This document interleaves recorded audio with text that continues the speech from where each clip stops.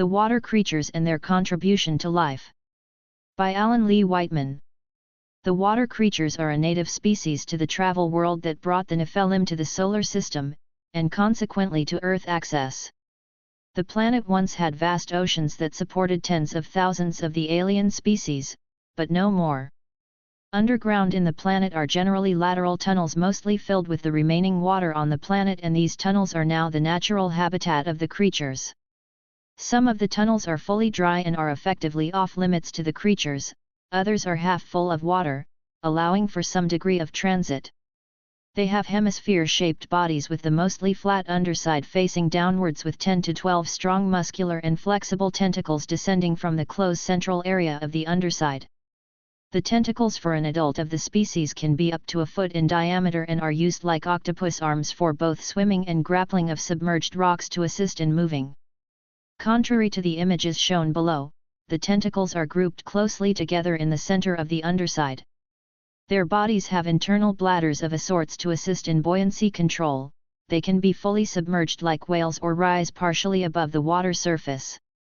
Sometimes there is the appearance of them floating on top of the water, but this is misleading. They are either partially out of the water or fully submerged. They have a skin texture like that of a whale, a kind of blubbery light gray color. Here are picture approximations from Chat GPT 4.0 which show the tentacles too far apart. The opening scene on the top is a closable breathing organ like a whale's air spout.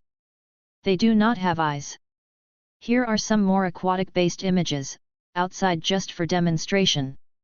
These two underwater images show the creatures using their tentacles to grapple with the submerged terrain to assist in their moving about. The images falsely show the breathing holes open, when they would be clearly shut while underwater. They do not have fish gills, though that would seem reasonable to have. Here is a picture of several creatures together in the water. The foreground creature out of the water is for show only, they are never this far out. Also this and the other images indicate an outside view, which was once accurate, but not of today since they are all underground in the cave systems of the travel planet. They rarely get so far out of the water that any part of their underside is visible.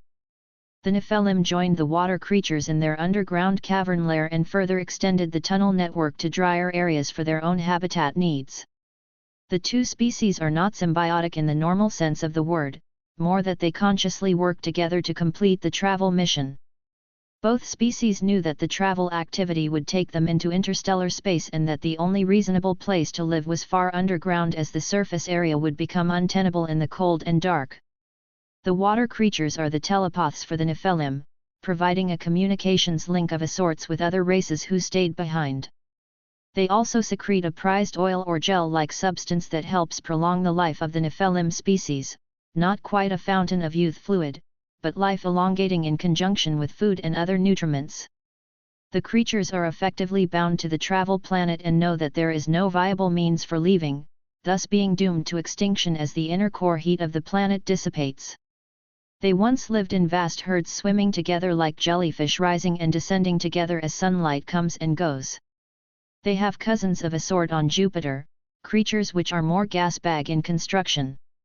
I feel sad for them knowing that there is no way out and off of the travel planet, or so that would seem to be the case.